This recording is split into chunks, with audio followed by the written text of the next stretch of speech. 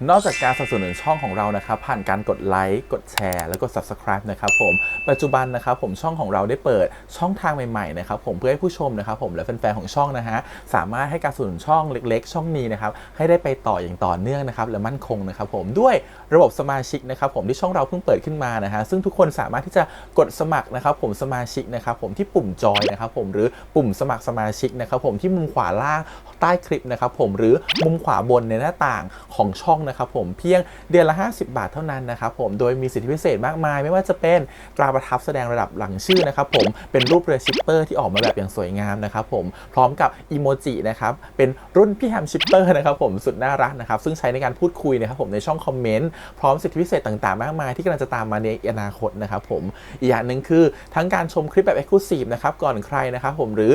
โอกาสที่จะได้ทำกิจกรรมต่างๆร่วมกันในอนาคตนะครับผมก็สำหรับสมาชิกเท่านั้นนะครับผมที่เก็บสิทธิ์นี้เอาไว้ให้กับทุกๆท่านนะครับแต่หากระบบสมาชิกยังไม่หนำใจนะครับผมเรายังมีช่องทางอื่นให้สนับสนุนกันนะครับผมไม่ว่าจะเป็นระบบซุปเปอร์แตงนะครับผมซึ่งหากผู้ชมเนี่ยเจอสัญลักษณ์นะครับรูปหัวใจนะครับผมที่มีดอลลาร์ไซน์นะครับผมหรือสัญลักษณ์รูปเงินดอลลาร์อยู่เนี่ยข้างใต้คลิปใดคลิปหนึ่งเนี่ยสามารถที่จะคลิกนะครับผมเพื่อโดเนทนะครับผมแทนคำขอบคุณนะฮะเพื่อเป็นการสนับสนุนช่องได้นะครับหรือจะเป็นการโดเนทนะครับผ่านบัญชีธนาคารนะครับผมซึ่งได้ใส่รายละเอียดเอาไว้แล้วนะครับข้างใต้คลิปนี้นะครับผมเอาไว้ที่คำบรรยายใต้คลิปนอกจากนั้นนะครับผมเรายังได้เปิด Line Open Chat นะครับซึ่งชื่อว่า ATS Channel Family นะครับผมก็เลยขอเชิญชาวช่องทุกคนนะครับผมเข้าร่วมห้องแชทได้โดยไม่มีค่าใช้จ่ายใดทั้งสิ้นนะครับผมเอาไว้พูดคุยแลกเปลี่ยนข่าวสารกันนะครับผมในครอบครัวของเราและผมได้จัดทำสติกเกอร์ลายรุ่น Lovely พี่แฮมนะครับชิปเปอร์นะครับเอาไว้เป็นสติกเกอร์ที่ใช้พูดคุยกันด้วยนะครับจะได้ใช้คุยกันในกลุ่มก็น่ารักดีนะครับผมหรือจะเอาไปใช้คุยกับเพื่อนๆส่วนตัวก็ได้นะครับไม่ติดอะไรเลยนะครับผมตั้งใจทำออกมามากๆนะฮะเพียงชุดละ35 บาทเท่านั้นนะครับผมใช้ได้ตลอดชีพนะครับผมก็หวังว่าทั้งหมดนี้นะครับผมจะเป็นเรื่องราวดีๆที่จะเกิดขึ้นกับช่องของเราและชาวช่องของเราทุกคนนะครับผมเพื่อมุ่งหน้าต่อไปสู่ปี 2023 ปีนี้และก้าวต่อไปด้วยกันอย่างมั่นคงนะครับผมอย่าลืมสนับสนุนกันนะครับขอบคุณครับ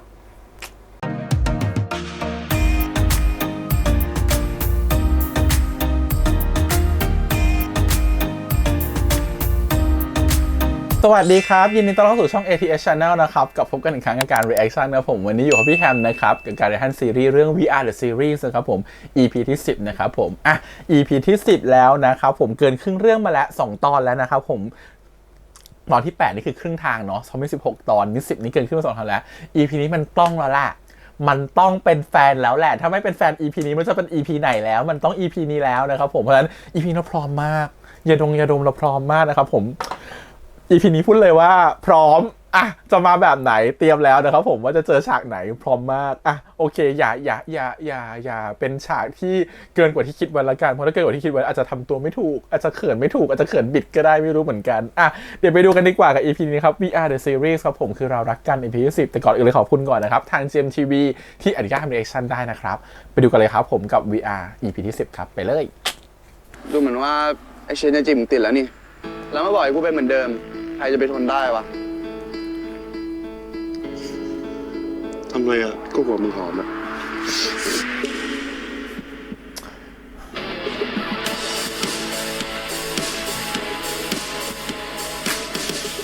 ช่วยโอกาสสุดท้ายนิดนึงขอคุณในคิสก่อนสิเขาตื่นมาแล้วเพื่อนเขาจะเห็นเลยว่านอนกอดกันอยู่วันนี้นะ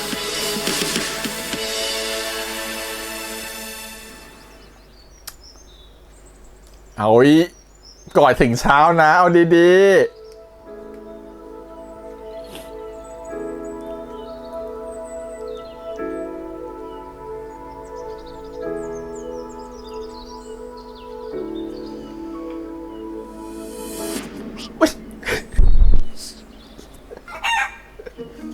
โอ้โชคดีไม่มีใครตื่น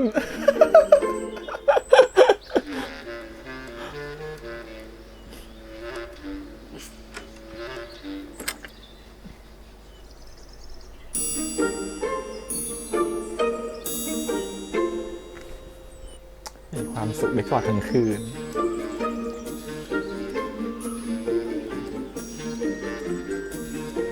น่ารักอะปูวินอะ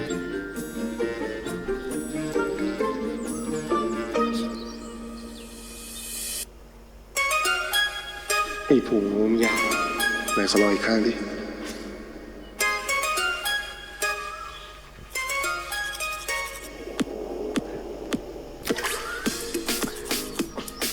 คุณนะ จะขำมาถ้าแปลงทิ่มเหงือก วันนี้นะครับ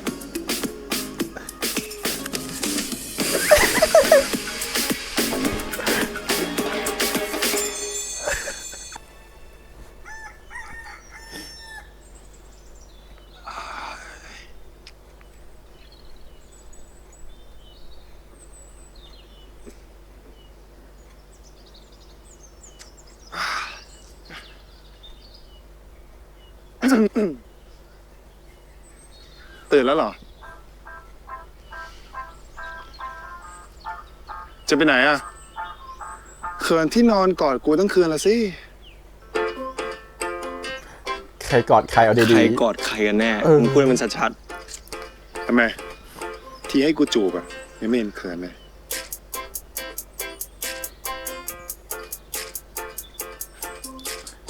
แล้วมึงอ่ะวานเป็นไรฮะ หน้าบูบี้เชีย กูแค่ไม่ชอบ ไม่ชอบเหรอ ไม่ชอบอะไรฮะ ช่างมันเถอะ ช่างมันอะไรไม่ชอบอะไรฮะ ไม่ชอบอะไรไม่ชอบอะไรฮะ มานี่มามาค่ายไม่ดูเหรอหรือว่าไง ไม่ใช่แบบนั้น แต่ว่ายังไง คือ ไม่ใช่แบบนั้นแล้วไง จริงแล้วอ่ะ ทีม ๆ คนไม่ชอบมาแล้ว ส่งมาให้อย่างยูนะ กูไม่รู้ว่ามึงอยู่ด้วยอ่ะเลยไม่ได้เอามาให้ขอทีนะ ไม่เป็นไรว่ะเดี๋ยวกูกินแก้วเดียวกับพีมก็ได้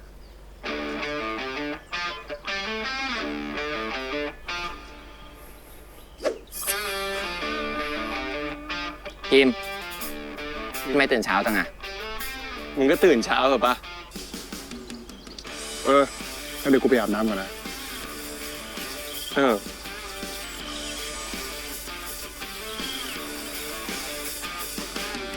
เท่าไหร่วันวะ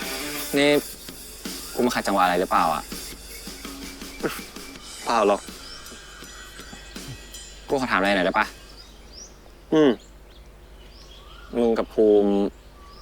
ไปอะไรกันเหรอถ้าไม่อยากตอบก็ไม่เป็นไรนะ ไม่ได้เป็นไรกัน แค่สนิทกันเฉยๆอะกูก็สนิทกับทุกคนในค่ายเนี่ยแหละ อ๋อ แสดงว่ายังมีโอกาส ฮะ อ๋อเปล่ามึง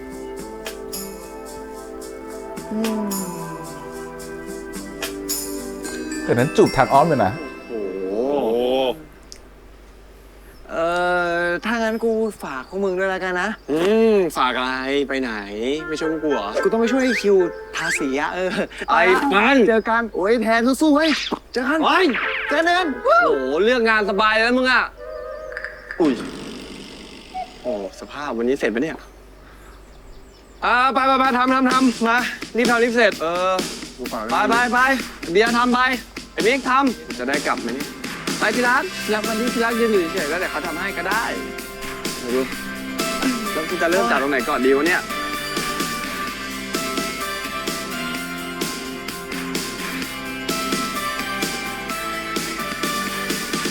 โอ้ยชาชิรักกูทำไมเนี่ยหลบโอ้ยเยอะมากปล่อยจะไหวเหรอไหวก่อนนะชัวร์โอ้ยนี่เอ้ยฝากให้อีกกล่องนึงด้วยเฮ้ยมึงไปเอาเวลาไปฟิตตอนไหนเนี่ยแข็งแรงไว้แค่นี้นะ เดี๋ยว เดินทางบ้างเถอะเขาเหนื่อยแล้ว ที่ทำเมื่อเขาเหนื่อยแล้ว ที่รักใช้ที่รักแล้วตอนเหนื่อย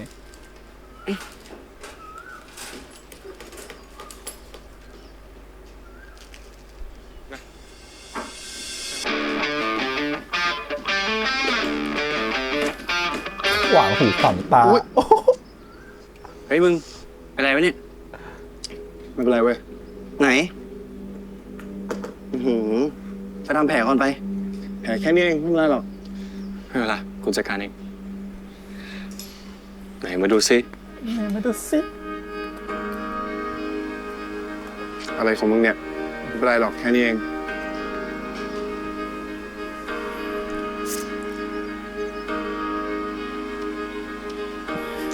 อันนี้อะไรมา จะจับปะ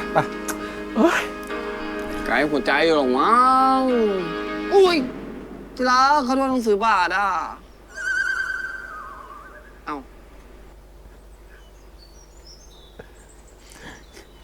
คือพี่ฟ้างเห็นก็ยิ้มอะ สรุปมึงจะบอกกูได้ยังมึงเป็นไร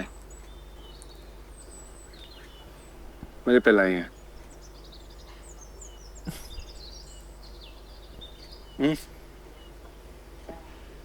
มานี่มา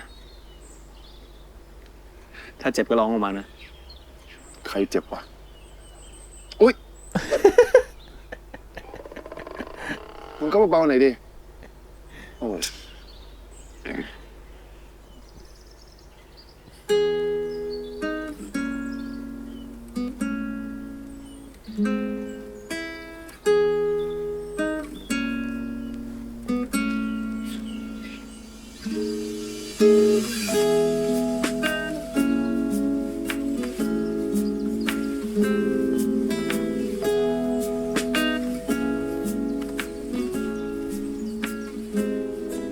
เที่ยงไหม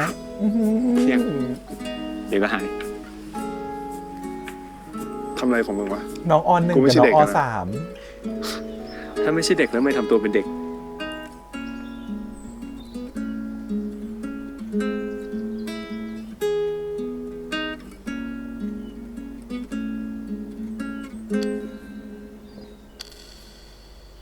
ทำอะไรอะฮะอุ้ย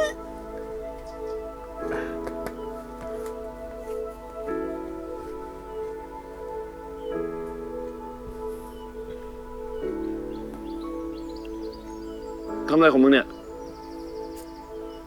ก็ปลอบแบบผู้ใหญ่ไง เมื่อกี้อนุบาล เดี๋ยวกูจะกลับไปทำงานละ มึงอยู่นี่ก่อนนะ อย่าไปไหน อย่าเจ็บตัวอีก ขอบคุณนะ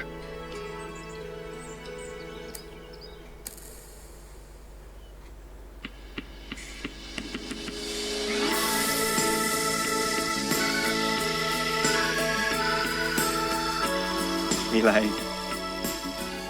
กูไปด้วยดิ ทำไมอ่ะกูไม่รู้เรื่องเหรอ บอกให้อยู่นี่ไง กูไม่อยากอยู่คนเดียวอะ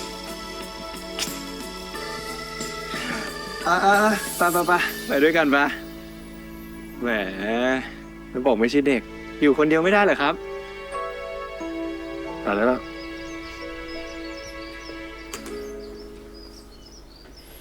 เขาไม่อยากให้ไปอยู่กับคลื่น2 คนหรือเปล่า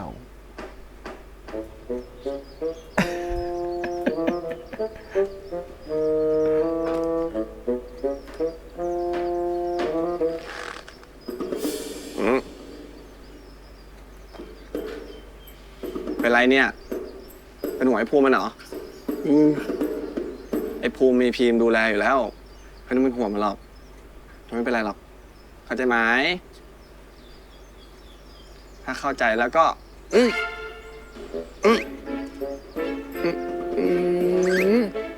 ดูสิหน้ายุ่งหมดแล้วเนี่ย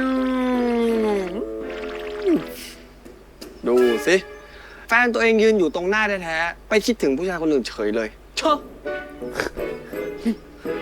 ไอ้ภูมันเป็นน้องกูเนอะเชอะแล้วแต่งอก่อนงอพูดงองอ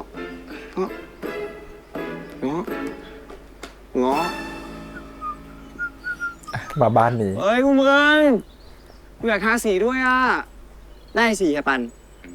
เนี่ยแต่เต้ยว่าดูโล่งๆไงไม่รู้อ่ะ เรามาวาดรูปกันได้ไหม ทาสีอย่างเดียวก็พอละ อย่าว่ารูปเลย ทำไมอ่ะพี่คิว ก็ถ้าเรามีอะไรน่ารักเนี่ย เวลาเด็กๆเดินเข้าโรงเรียนจะได้เห็นอะไรน่ารักไง ใช่ไหมเจเชน ก็ดีนะ ไอ้เต้ย มึงไปถามพี่เชนแบบนั้นน่ะ พี่เชนเขาจะขัดใจอะไรมึงได้วะ นี่มึงต้องถามพี่ปันนี่ จะวาดได้หรือเปล่า ได้ดิ กูว่าเด็กๆน่าจะชอบนะ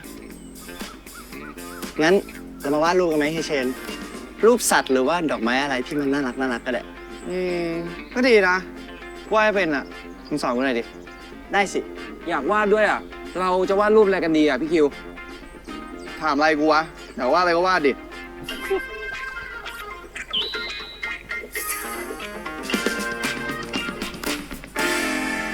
คิวก็ยังรู้ว่าแกล้งนะ แต่ก็แบบ เริ่มไม่มั่นใจ ไม่เป็นไรแล้วใช่ปะ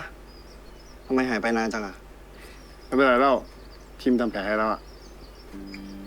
ไม่เป็นไรก็ดีแล้วมึงอ่ะทำแฟนกูเป็นห่วงแทบแย่เด็ด กูไม่เป็นไรแล้วจริง ขอบคุณมากนะเว้ย ไม่เป็นไรกูเริ่มเข้าใจมึงละน้องมึงมันดื้อจริง เอ้ยภูมินิ้วยังอยู่ดีไหมน่ะผ่าตัดเลยป่ะ โอ้โห ๆนิ้วแค่เป็นแผลเว้ยไม่ได้นิ้วขาด นี่มันบอกแกหัวใจเยอะ เฮ้ย ไม่ต้องไป เดี๋ยวฟังไปตอกแทน โอ้โหที่รักอันนี้ยิ่งไม่ได้เลยนะ ถ้าที่เราไปตอกตะปูแล้วตะปูโดนนิ้วที่รักอ่ะเขาจะทำยังไงนะเขาไม่ต้องห่วงที่รัก กูแค่เป็นแผลนิดเดียวเองเว้ยทำได้ ทำได้อะไรล่ะ มึงอยู่ตรงนี้เฉยๆดีๆเลย เนี่ยบอกแล้วน้องมึงมันดื้อตุ๊ดไปจัดหนังสือเลยเป็นแผลอีกแล้วกันกูทำเอง เป็นห่วงอ่ะ มึงฟังมันนะ ไม่รักได้ไงอ่ะ นี่อีก่อ เอ้ย จัดหนังสือเดี๋ยวเป็นแผลอีก ปิ๊มกูเป็นอะไรมากปะทำแผลแล้วโอเคแล้ว thank you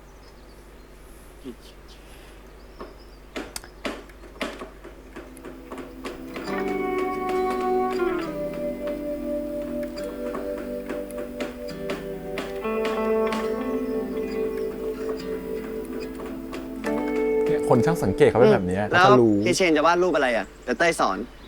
กูว่ามึงวาดดีกว่า เดี๋ยวกูระบายสี ตามนั้นเลยก็ได้ เชนแปลกูหน่อย ไปไหนวะ ตามกูมาเถอะมีเรื่องจะคุยด้วย ไม่คุยตรงนี้อ่ะ ตามมาเถอะ เอ้าขึ้นเสียงใส่กูอีกเดี๋ยวกูเคลียร์เอง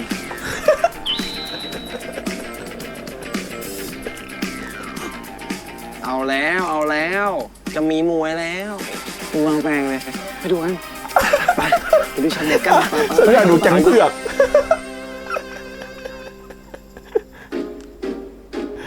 เอ็นดู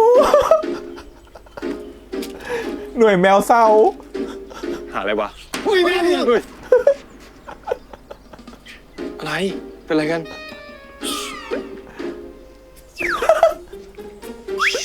อยากไปดูกีฬามันๆปะล่ะเพื่อให้เชนไอคิวมันแบบ ชิวไอเชนมันทำไมนะ อยากรู้มันก็ไปดูเองดิ แกมัน มัน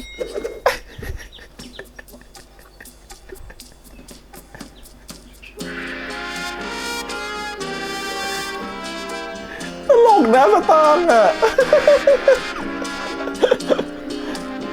แล้วสไตล์ตลกอ่ะ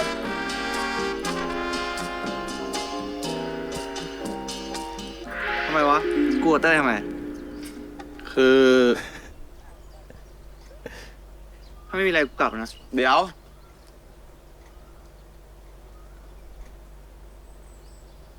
มึงชอบเต้ยเหรอ ถ้ากูชอบเต้ยจะทำไม คือกูก็ไม่ได้คิดว่ามึงจะชอบเต้ยจริงๆไงกูว่ามึงอย่าดีกว่าวะเชน กูทำอะไร มึงก็รู้ว่าเต้ยชอบกู มันมาก แล้วทำไมวะ กูว่าถ้ามึงไม่ได้ชอบมันจริงๆอ่ะ อย่ายุ่งเลยดีกว่า กูขอ ขออะไรวะ ขอร้อง ขอไอ้เต้ยคืน หรือขอความรักของมึงคืนวะ เออ ถ้ามึงไม่ได้ชอบไอ้เต้ยอ่ะ มึงก็ไม่มีสิทธิ์มาห้ามกูไอคิว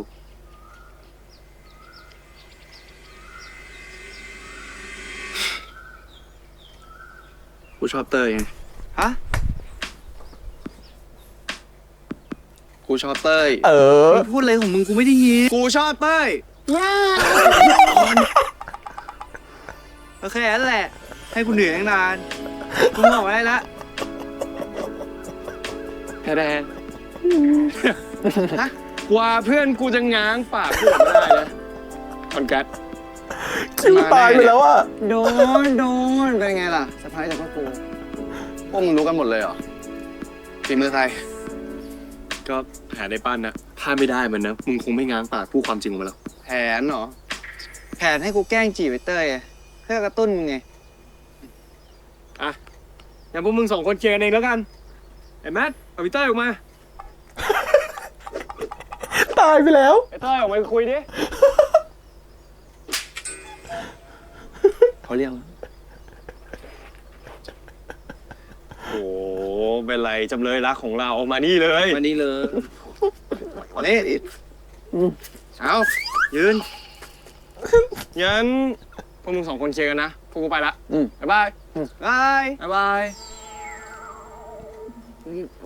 ไอ้แม่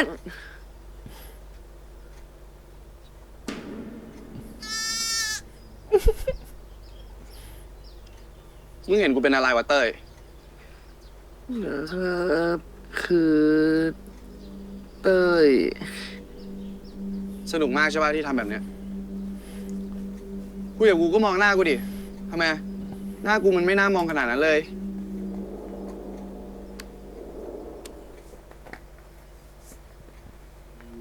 เพราะเรามันดูดุอ่ะ เราไม่พูดอ่อนโยนน่ะ เราไม่ยอมบอกชอบเขาอ่ะยิ้มให้เขาหน่อยสิ นี่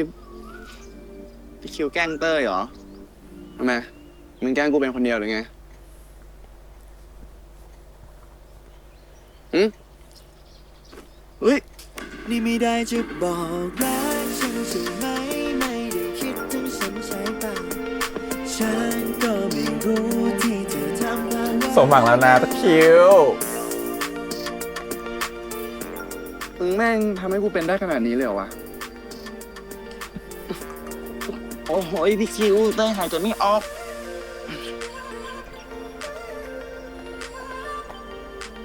ขอบคุณมึงมากนะเว้ย ที่ทำเพื่อกูขนาดเนี้ย เต้ยไม่ได้ทำเพื่อพี่คิวซะหน่อย เต้ยทำเพื่อความรักของเต้ยต่างหาก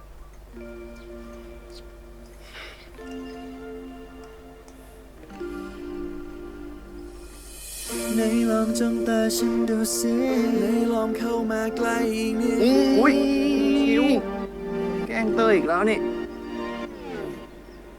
ก็มึงหน้าแกล้งนี่หว่า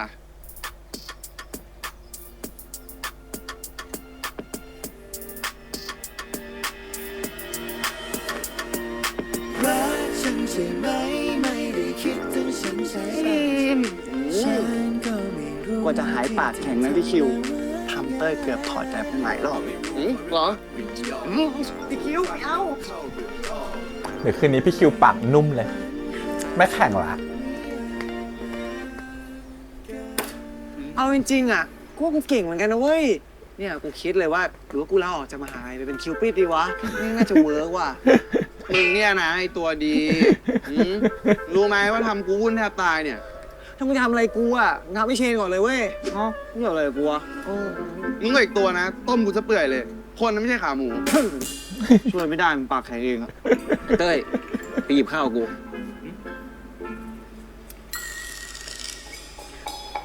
สักทีนะมึงอ่ะ ขอเป็นแฟนยังยังเว้ย นี่เมื่อกี้ตบกูด้วยมึง ตลก อยู่ อะ เองเลย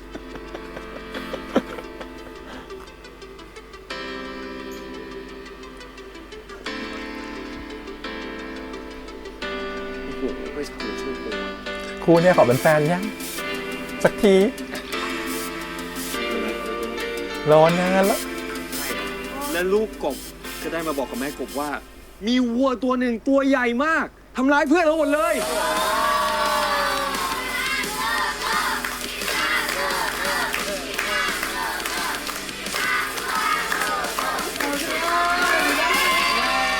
อยากได้อะไรต่ออีกไหม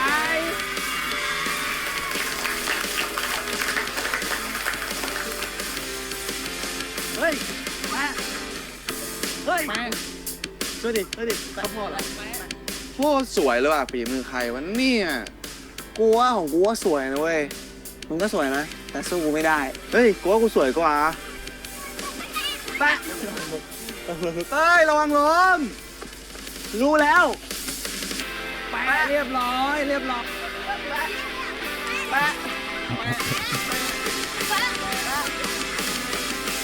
ชอบการถ่ายแบบนี้เนาะมันทำให้รู้สึกแบบว่าเห็นแฟนเราวิ่งไม่ใช่แฟนสิ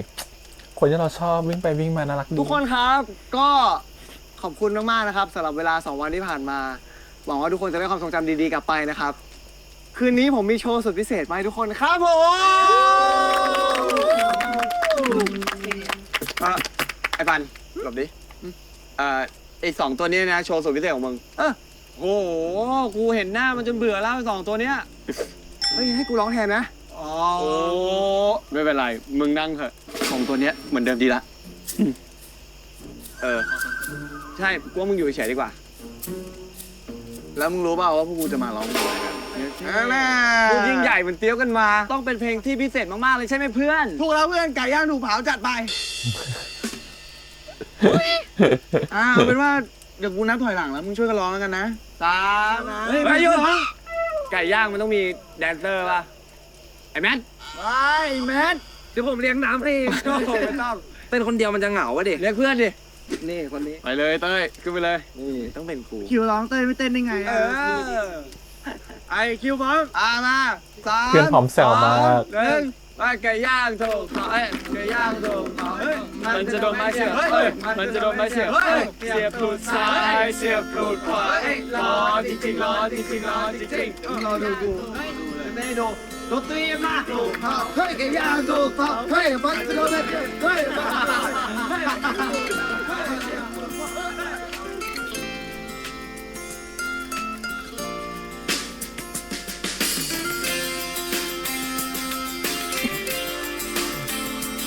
ยังวิ่งเป็นสามเหลี่ยมอยู่ ขอนั่งเลยคนนี้ อุ้ย เอาเลย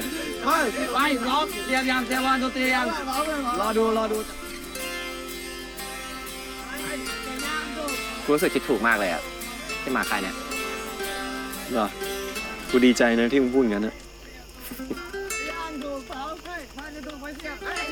โอ้โหพวกเพื่อนมึงตลกกันดีนะ รู้จักกันมานานแล้วเหรอ ก็ถ้าเป็นคิวแทนเชนปันนะรู้จักกันมาตั้งแต่มัธยมแล้ว ส่วนคนอื่นอะเทอมที่แล้ว ดีอ่ะ พวกมึงดูสนิทกันดีอ่ะ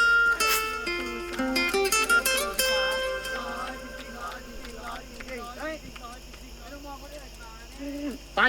เดี๋ยวกูตีให้ ไปเดี๋ยวกูเลยกูไม่ใช่แกกูครับ ก็สังเกตกันไปกันมาเนี่ยแหละ ไม่เอาแล้วห่วงเลิกเต้นดีกว่าเลิกเต้นลงไปนั่งเลิกเต้นไอคิวมึงร้องเพลงดีกว่าเอาชิวๆดีกว่าเลิกเต้นแล้วห่วงไม่เอา เหนื่อยแล้ว ให้มึง มึงมีฝั่งเลย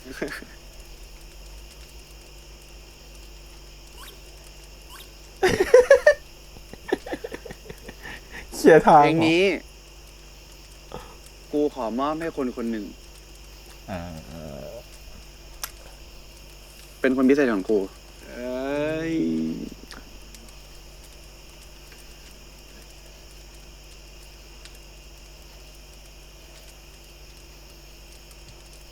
เลือกได้ไหมฉันเลือกอะไรได้ไหม หากว่าฉันเลือกไม่ได้งั้นก็ขอเป็นตัวเลือกให้เธอเลยแล้วกัน ใจมันเพลอไปรักเธอกระทันหันไม่ได้ทันตั้งตัว อยากจะขอใจเธอแลกเบอร์ฉันรักเธอแล้วใจก็มีเสียงเพลงไม่หยอกนะเรื่องจริงนะก็ไม่ใช่คนใจง่ายคุณและคุณเท่านั้นทำให้ใจหวั่นไหวโปรดส่งเธอให้มารักฉันที Love love I need somebody to love แต่คนนั้นต้องเป็นเธอภาวนาให้เธอน่ารักกันรักแล้วไม่มีวันจะกดอันดูมีแค่เธอ only you และฉันจะรักเธอไปทุกวัน อะไรอ่ะ พี่รหัสพิเศษครับ มันต้องเซอร์ไพรส์ใหญ่ขนาดนี้เลยเหรอ เปิดตัวงี้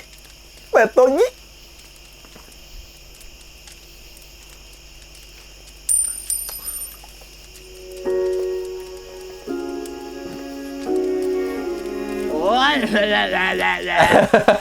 มึงจะมาเล่นซีนโรแมนติกอะไร ไปเล่นเพลงต่อเร็วสนุกกันเว้ยเว้ย เมียเวอร์เมียเวอร์ โอ้ยถ้ามึงเป็นเล่นเองนะ 3 ดอก 10 บาท นี่อะไรของพี่คิวเนี่ย ทำไมอ่ะ ไม่ชอบเหรอ ก็สมเป็นพี่คิวดี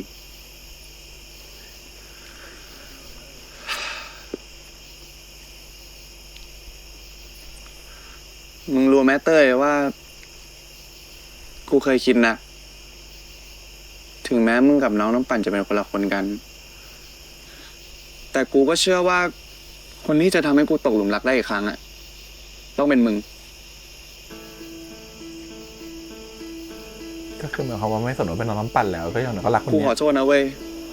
ที่กูเคยทำให้มึงเสียใจหลายครั้ง กูขี้ขลาดเองแหละ กูน่าจะกล้ามากกว่านี้ กล้ายอมรับความรู้สึกของตัวเอง กล้ายอมรับว่ามึงเป็นคนสำคัญสำหรับกู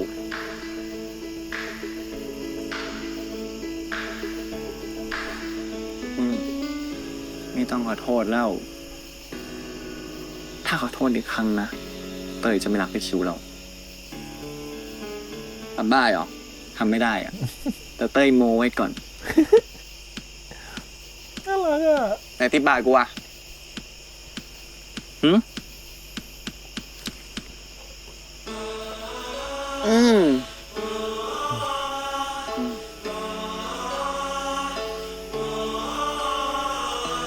พี่คิว นี่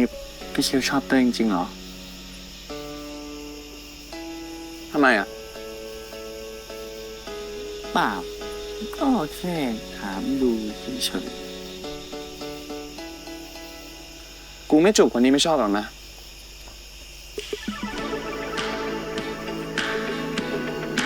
จบ ๆ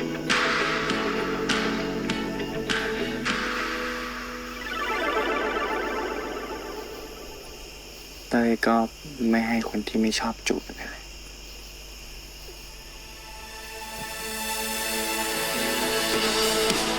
ก็สไตล์เขาดีเนาะ ครับ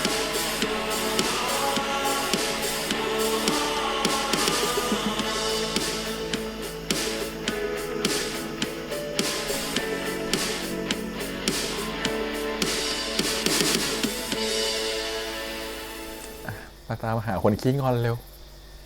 ไม่รู้งอนไปอยู่ไหนแล้วเนี่ย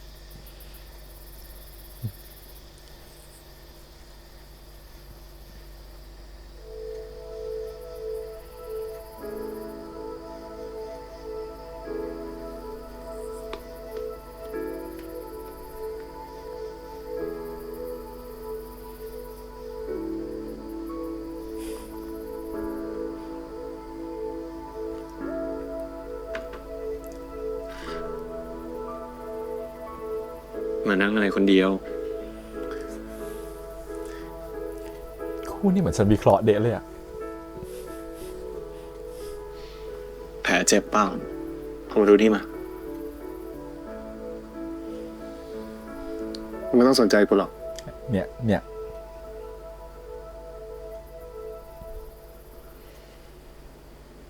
มึงเป็นอะไรอ่ะ มึงบอกมึงตรงๆได้นะ มึงสนิทกันมากเลยอ่ะ หมายความว่าอะไรนะ กูเห็นมึงตัวติดไก่ขึ้นทั้งวันเลย กูเลยถามว่าสนิทกันมากอ่ะ อ๋อ ก็ไม่ได้มีอะไรอ่ะ ก็สนิทแหละ มันมาคนเดียวแล้วก็มันมีกูเป็นเพื่อนคนเดียวในค่ายอ่ะ แต่มึงเป็นเบ้กูนะ เนี่ยแล้วมันพูดแบบ หมายความว่าไงอ่ะ กูไม่ชอบที่มีอะไรขึ้น แล้วไง กูเป็นเบสมึงแล้วกูมีเพื่อนคนอื่นไม่ได้หรอ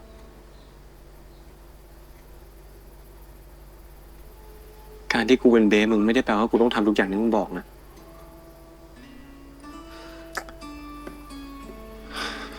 เรามันชอบเขาแต่เราพูดไม่เป็นน่ะน่าตีอ่ะ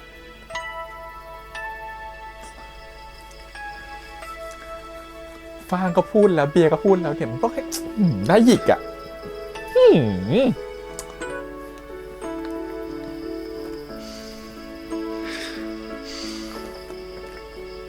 ลูกเราชอบขนาดนี้ มึงได้ยินทุกอย่างเลยใช่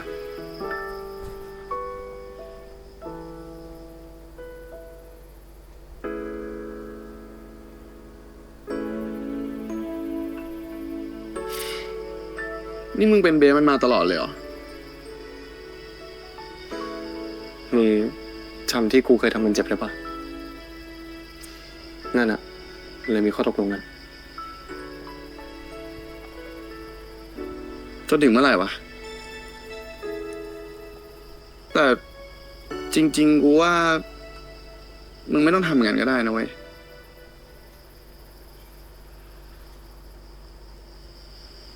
หรือว่า มึงชอบไอ้ภูมิเหรอ ก็เลยยื้อไว้อะ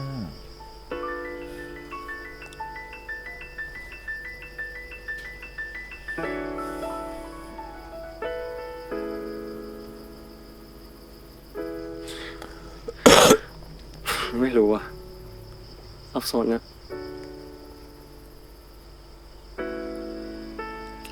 กูว่า กูก็พอจะเข้าใจ ความรู้สึกที่มึงเป็นอยู่ตอนนี้นะเว้ย พอเพิ่งเป็นมา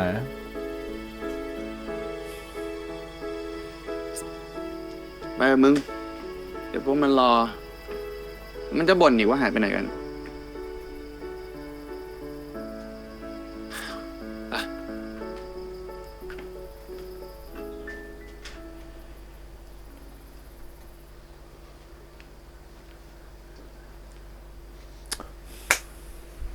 เอาเลย เบียร์เทสอีกที เทสอีกที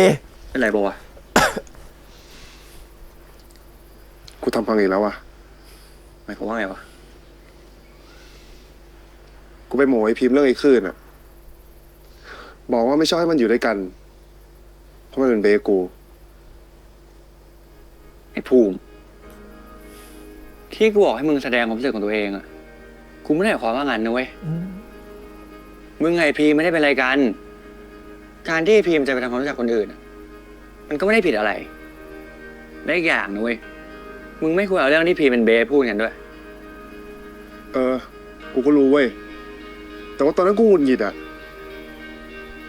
กูก็ไม่รู้ว่าทำไมกูถึงพูดมันออกไป กูต้องทำไงวะ กูว่ามึงหาโอกาสไปขอโทษมันดีกว่า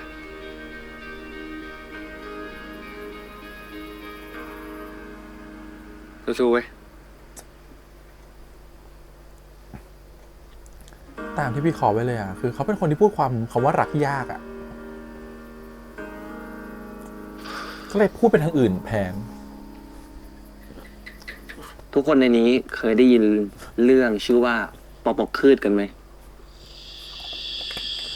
มันเกี่ยวกับนักศึกษาหญิง2 คนที่อยู่ในหอหญิง แล้วก็เพื่อนคนนี้ก็บอกว่าป่วย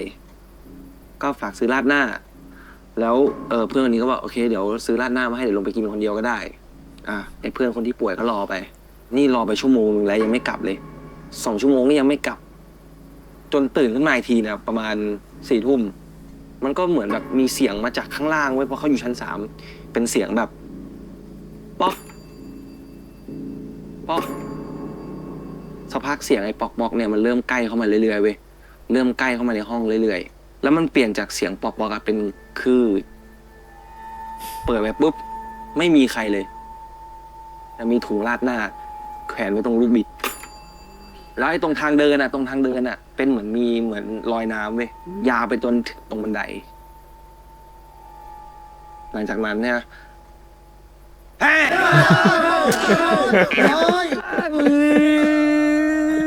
ตกกูทำไมไงตกกูทำไม ตกใจ โอ้แล้วปอก ไอ้นะ โอ้ยจะปิดโดน คืนนี้จะกอดกันไหมอ้าวไม่ได้มีให้ลุ้นเลยโอ้ย เมื่อไหร่จะมากันวะเนี่ย กี่โมงแล้วเนี่ย ไม่มี ไม่มีเหมือนกันวะมีปะมาแล้ว อะไรของมึงเนี่ย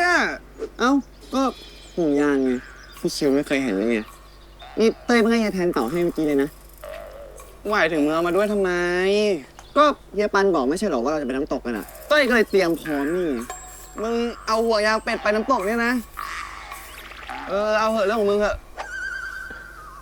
ถ้ามาครบแล้ว น่ารักจะตาย ไปเลยเว้ย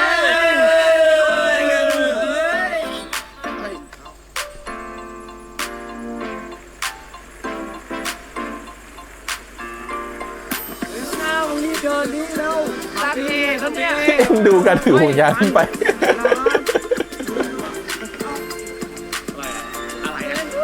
จะนั่งรอนะ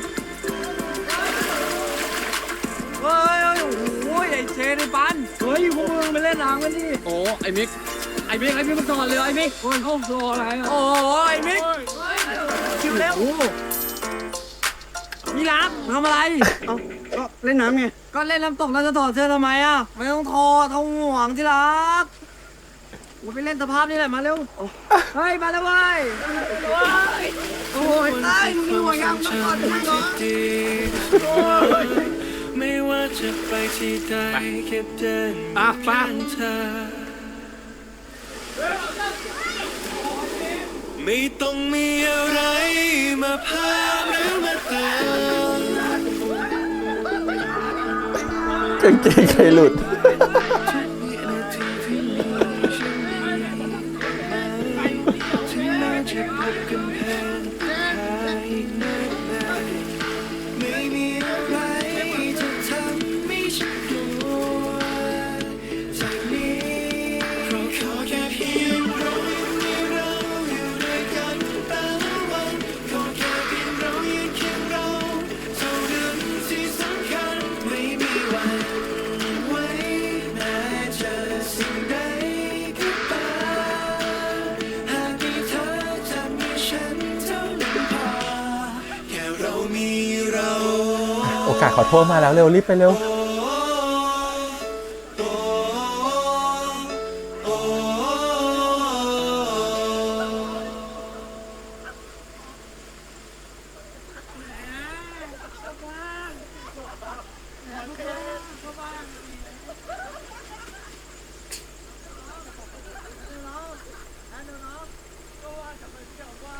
พิมพ์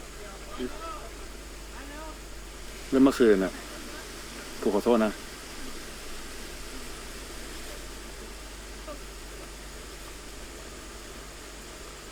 กูขอโทษที่กูยิ่งเง่าใส่มึงอ่ะ จริงๆแล้วกูก็ไม่ได้ตั้งใจทำแบบนั้นนะ แล้วกูก็ไม่มีสิทธิ์ไปห้ามให้มึงสนิทกับใครด้วยขอโทษนะ แค่หึงนิดหน่อย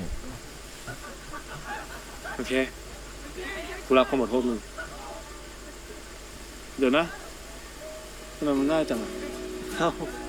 ทำไมอ่ะ มึงขอโทษกูรับคำขอโทษจะจบปะหรือจะให้ไงจะให้กด ชอบเธอจ้ะ มันเลยง่าย เดี๋ยวกูขออย่างหนึงได้ปะข้าวหลังมึงเป็นไรอ่ะมึงพูดนะกูไม่ชอบอ่ะที่มึงเป็นอะไรแล้วไม่ยอมพูด เอาจริงๆแล้วนะ กูก็มีอย่างจะบอกมึงเหมือนกัน กูมาลองคิดดูแล้วอ่ะ กูว่ากูจะยกเลิกข้อตกลงกับมึงดีกว่า ยังไงนะ กูหมายถึง หลังจากนี้มึงไม่ต้องเป็นเบย์กูแล้วไง ไม่ได้ งงเลย กูหมายถึงว่า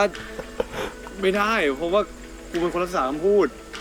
กูพูดแล้วกูจะทำกูต้องทำให้จบดิ เอาก็เดี๋ยวมาติดค้างกันที่หลังอ่ะ กูไม่อยากทำอย่างนั้นเนี่ย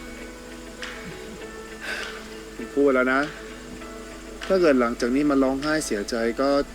ไม่ดูด้วยแล้วกัน อะไรร้องอะไร ใครร้องมึงเนี่ยแหละจะร้องไห้ แล้วทำไมกูต้องร้องด้วย เอ้าแล้วทำไมกูต้องร้องด้วย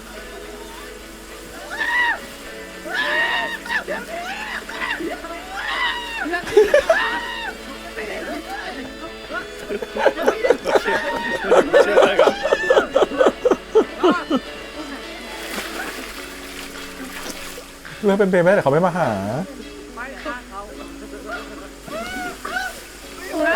กลัวเขาไม่มาหาเรา คุยแล้วใช่ไหม คุยกันแล้ว แต่ครั้งนี้ก็ดีๆอะ ขอบคุณมากนะเว้ย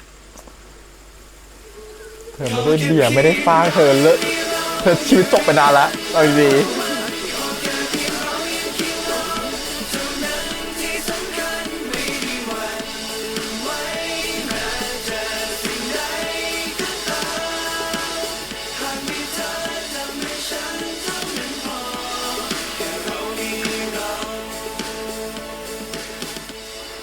โอ้ทีละเดี๋ยวเขาถือให้อันนี้เฮ้ยหลบดิพวกมึง ดุจังเลย ทำไมเวลาผ่านไปไวจังวะ นั่นดิพี่ผมยังไม่อยากกลับเลยว่ะแหมมึงพูดเนี้ยมึงขี้เกียจกลับไปทำงานเลยดิ โอ้โหพี่กลับไปก็ต้องไปนั่งปั่นงานอีกอ้าวจะใส่กูอย่างเดียวเลย ไม่ใช่แค่มึง เรื่องปั่นงานอ่ะกูกับไอ้คืนเข้าใจดีเลย อืม ใช่ไหม แต่ว่านะที่รักคือที่รักจะงานเยอะแค่ไหนนะที่รักก็มีเขาคอยให้กำลังใจอยู่ตลอดเลยนะจ๊ะ รีบขึ้นรถเถอะร้อน ปันขึ้นรถโอ้ยขึ้นรถก่อนก็ได้ ผูก ไปเร็ว ก็ได้เอ้ยมา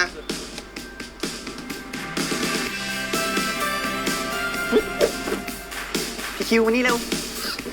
เอ้า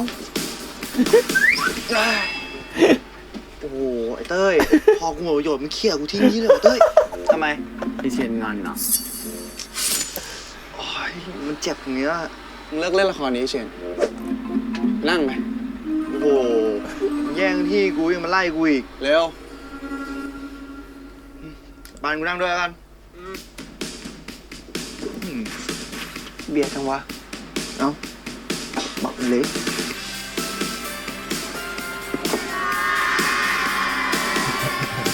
บายบายบาย เจอกันไหมเด็ก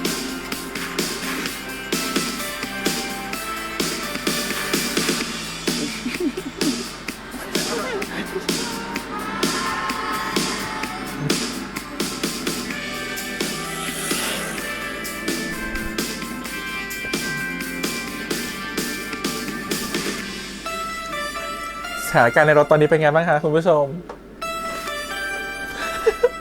คิวไปง่วงกัน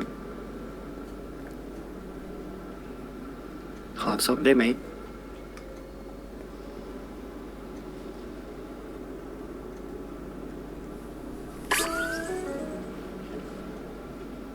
หอมหัวไหมหอมแก้มอีกไหม คิว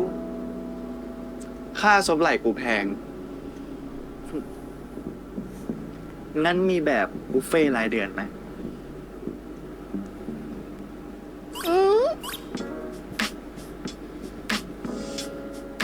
อันเนี้ยแบบเหมาจ่ายเป็นชั่วโมง ชั่วโมงเดียวเองเหรอ โคตรเคี่ยวเลยอ่ะ 2 ชั่วโมงละ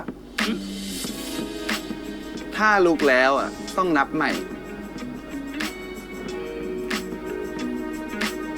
เขาก็น่ารักของเขาเนาะ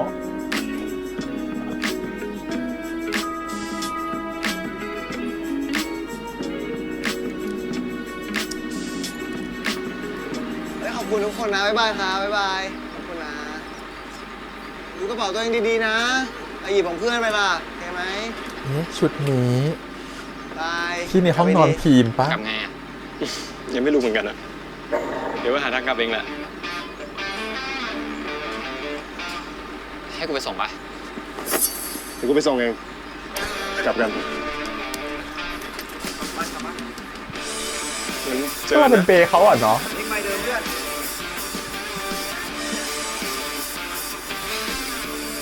ไอ้ภูมิ มึงมีอะไรมึงก็พูดดีๆก็ได้ปะมึงไม่เห็นเหรอกูคุยกับคลื่นอยู่อะ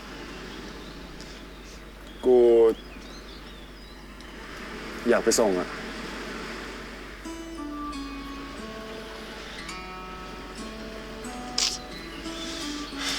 ช่างมันเถอะไปเถอะอย่างหงอย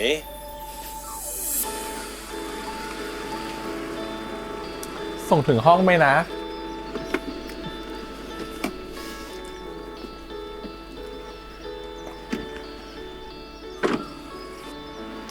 นั่งรถมาตั้งไกลอ่ะ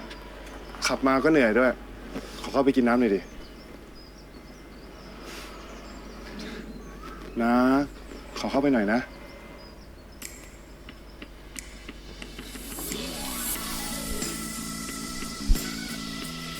กลับมาแล้ว อ่ะกลับมาแล้วเหรอจ้ะน้องพิมพ์ มีอะไรให้ผมช่วยไหม ไม่มีแล้วจ้ะเพิ่งกลับมาจากค่ายอ่ะหนูไปพักผ่อนเถอะ งั้นมึงกลับได้เลยพี่กูทำงานก่อน มาผมช่วยมา โอ้ยไม่ต้องรอ สวัสดีครับ สวัสดีจ้ะน้องภูมิ มีอะไรให้ผมช่วยไหมครับ ไม่มีไม่ต้องช่วยหรอกลูกไม่เป็นไร ผมมาจริงแล้วขอช่วยหน่อยแล้วกัน อันนี้ของโต๊ะไหนล่ะครับ อ่ะโต๊ะ8จ้ะทำเลย วันนี้พนักงานเสิร์ฟหล่อเนาะ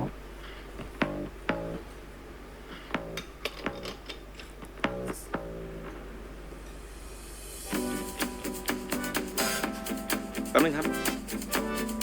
ฝาที่โต๊ะไหนครับ โต๊ะ7จ้ะโต๊ะ7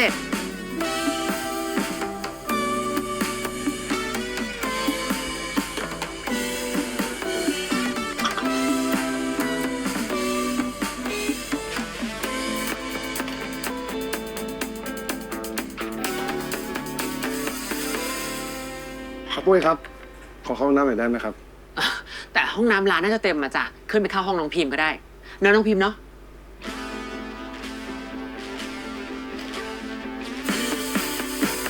ตาย จะเห็นอะไรหรือเปล่าอ่ะ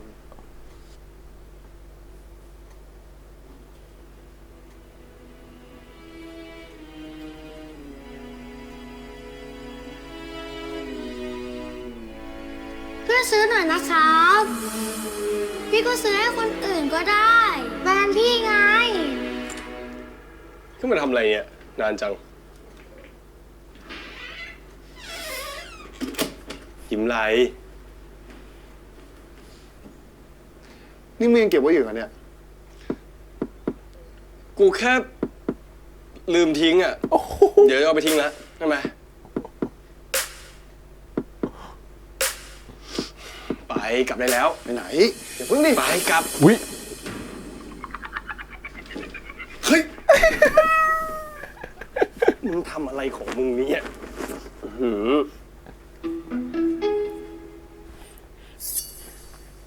นี่มึงวาดเสร็จแล้วนี่ หรือว่าที่มึงบอกกูว่ามึงวาดไม่เสร็จ ว่ามึงอยากอยู่ใกล้กู แถมให้กูยกเลิกข้อตกลงอีก เนี่ยเรามันเป็นคนอย่างเงี้ยเนี่ย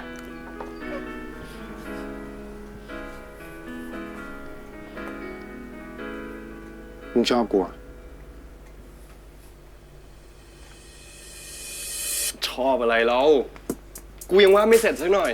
งานศิลป์นะเว้ย มีดีเทลต้องเยอะต้องแยะ คนอย่างมึงอะไม่เข้าใจหรอก แล้วเรื่องข้อตกลงอะมึงไม่ต้องห่วงเลย กูรักษาคำพูดอยู่แล้ว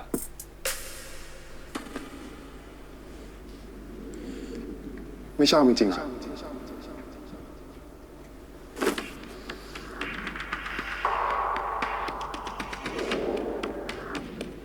ไม่รู้ ไม่รู้เลยเหรอ เอ็นดูอ่ะไม่รู้ ไม่รู้เลยจริงๆอะ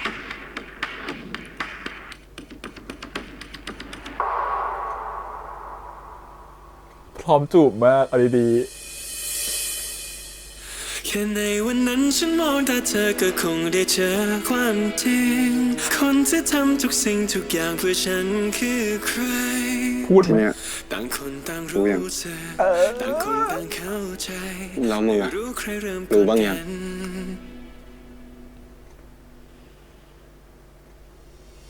และในวันนี้ฉันรู้แค่เพียงว่าใจต้องการ ตัดท่อนเพลงพอมากนะฮะ คนที่ตามกันเจอที่จริงไม่ คนละท่อนพอดี เคยใกล้กัน อยากให้เธอได้ฟังหนึ่งคำที่สำคัญ จากนี้จะนานเท่านาน กล้าฟังคำตอบจริงๆปะล่ะ ไปได้แล้ว ไป แค่ในวันนั้นฉันมองตาเธอก็คงได้เจอความ เหมือนใช้เขียนบทเลยอ่ะ คนที่ทำทุกสิ่งทุกอย่างเพื่อฉันคือใคร ต่างคนต่างรู้สึกต่างค เดี๋ยวก่อน ต่างเข้า เดี๋ยวก่อน ใจไม่รู้ใครเริ่มก่อนกัน กลางวันลูกกลางวัน เธอ อีพีน่าจะเปิดมาฉากนี้เลยใช่ไหม ชนแก้วดีกว่าเว้ยโอ้ย พีมกูชอบมึงอะ ในเมื่อมึงชอบกู งั้น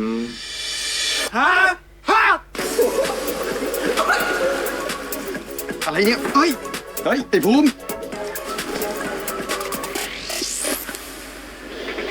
ิยังใช้อยู่อีกเหรอ ปู่กูให้มา ดีจังเลยเนาะ ดีจังเลย ดีที่เต้ยพลเจ็บได้เหรอ ดีที่มึงเป็นคนเก็บให้แล้วก็ดีที่มึงอยู่ตรงนี้ด้วย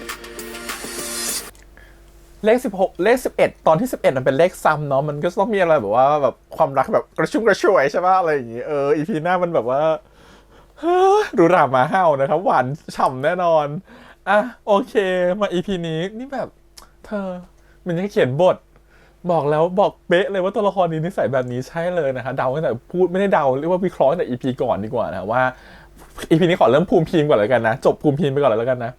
ะภูมิพิมพ์เนี่ยก็เห็นอยู่แล้วนะครับว่าอีพีนี้จะเห็นว่าตัวภูมิเองเนี่ยเขาเป็นคนที่หนึ่งคือเขาเป็นคนที่พูดความรักพูดคำว่ารักยากมากๆซึ่งที่บอกไว้ใน EP ก่อนแล้วว่าเราไม่รู้จริงๆว่าแบ็กกราวด์ตัวละครของภูมิมันเป็นยังไงทำไมเขาถึงเป็นคนที่พูดคำว่ารักยากขนาดนี้หรืออาจจะเป็นรักแรกของเขาก็ได้เนี่ยจะเป็นรักที่เหมือนกับเขาไม่เคยมีความรักมาก่อนเลยก็ได้หรืออาจจะแค่จีบโฉบๆไม่ได้เคยบอกไปแต่เนี่ยคือความรู้สึกที่รู้สึกว่ารักจริงๆมันเลยเหมือนกับแบบไม่รู้ว่าตอนนี้ความรู้สึกตอนนี้มันคืออะไรแม้กระทั่งคนนอกอย่างพี่ฟ้างเองเนี่ยหรือตัวเบียร์เองเนี่ยรู้อยู่แล้วว่าเนี่ยภูมิแปลกไปภูมิจะรักตัวของพีไม่ได้แต่แค่ภูมิยังไม่รู้ตัวเขาก็ไม่ได้เร่งเราเนาะก็แค่พยายามจะเชียร์อัพอย่างเงี้ยแล้วบอกว่าให้พูดดีๆพูดตามความรู้สึกของตัวเองอะไรเงี้ยแต่ความรู้สึกของตัวเองด้วยความนิสัยผงภูมิไงก็ไม่ได้พูดตามความรู้สึกของตัวเองก็จะพูดจาแบบว่าแดกดันหรือประชดประชันเพราะว่าพยายามจะพูดในสิ่งที่ตรงข้ามกับความรู้สึกที่ตัวเองเป็นอยู่ตอนนี้แต่แค่พูดในเชิงที่เหมือนกับแบบกลบความรู้สึกตัวเองมากกว่ามันซึ่งเป็นคำพูดพวกนี้เป็นคำพูดที่มันทำร้ายจิตใจคนฟังนิดนึงนะ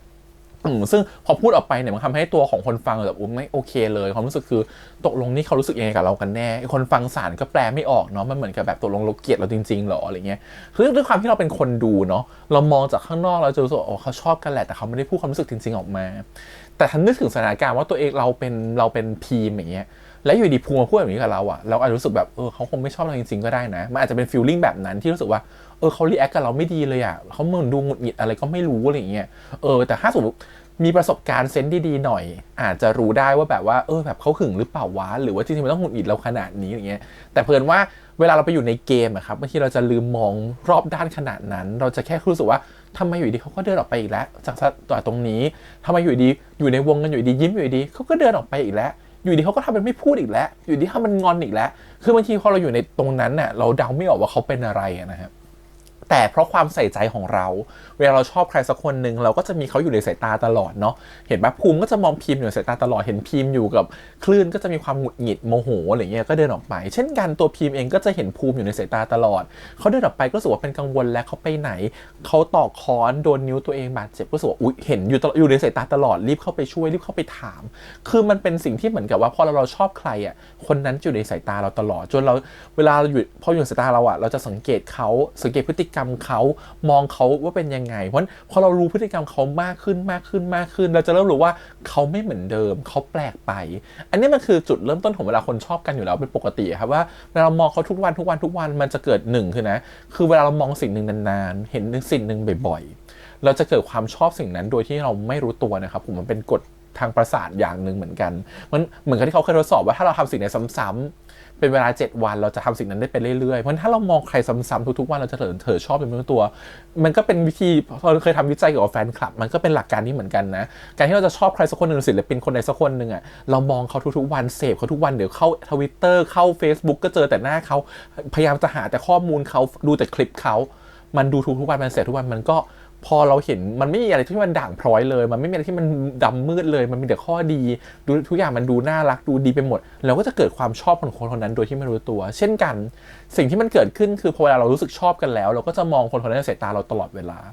พอมันมองมันก็จะเห็นว่าเขาแปลกไปเขาไม่เหมือนเดิมแล้วเขาไม่เหมือนกับที่เราเคยเห็นเราเลยสังเกตได้ว่าพีมถึงรู้ว่าทำไมภูมิไม่เหมือนเดิมแต่แค่พีมหาเหตุผลไม่ได้ว่าเพราะอะไรแม้ภูมิจะบอกว่าไม่ชอบอยู่กับตัวคลื่นแต่พีมก็ยังหาเหตุผลไม่ได้ว่าแล้วทำไมถึงไม่ชอบอยู่กับตัวคลื่นล่ะด้วยความที่ภูมิก็ปากแข็งเนาะหึงก็หึงแหละแต่ก็ไม่ยอมบอกออกไปว่ารู้สึกยังไงก็พยายามจะเก็บอะไรกบเกลื่อนก็ด่าออกไปแทนพอด่าก็รู้สึกผิดรู้ด้วยซ้ำว่าตัวเองทำไม่ดีนะแต่ไม่รู้ทำยังไงวะตอนในจังหวะนั้นมันก็เหมือนกับแบบ กลบความเขินกลบความรู้สึกของตัวเองโดยการพูดที่ไม่ดีออกไปซึ่งถามว่ามีคนแบบนี้ไหมมีนะฮะหลายๆคนเป็นนะบางทีชอบเหมือนกับแบบว่าพูดในสิ่งที่ตรงข้ามหรือพูดในสิ่งที่ทำให้เขารู้สึกแบบไม่พูดในคำพูดที่ไม่ดีพูดจาไม่ดีแทนเพื่อกลบความรู้สึกของตัวเองอะไรเงี้ยแล้วผู้ฟังก็จะรู้สึกแบบไม่โอเคเลยซึ่งในหลักความเป็นจริงเนี่ยถ้าผู้ฟังเขาไม่ได้ชอบเราอะยากมากๆเลยเขาจะโกรธเราไปแล้วก็ได้จริงๆพีมอาจจะโกรธภูมิเราก็ได้นะที่พูดแบบนี้แต่เพื่อนพีมชอบไงมันก็เลยเหมือนกับแบบไม่ฉันก็ยังใส่ใจเขาอยู่แหละเขาอาจจะโกรธวันนี้เขาจะหงุดหงิดเขาจะมีอารมณ์ฉุนเฉียวปล่อยเขาไปก่อนละกันฉันเอาไปก่อนละกันคือมันมีโปรเซสของการที่ก่อนหน้านี้พีมมันรู้สึกดีและชอบมาก่อนแล้วเราเลยยอมพอไปเที่ยวน้ำตกกันพอภูมิรู้สึกอยากจะขอโทษแล้วก็บอกว่ายกเลิกสัญญากันเถอะไม่เป็นแล้วไอ้สัญญาที่เป็นแบบว่ามาเป็นท่ารับใช้ฉันเนี่ยพอยกเลิกไปปั๊บอีกฝ่ายหนึ่งแสดงออกเร็วเลยว่าฉันไม่ยอมให้ยกเลิกหรอกมันไม่ได้ไม่ยอมยกเลิกถูกปะ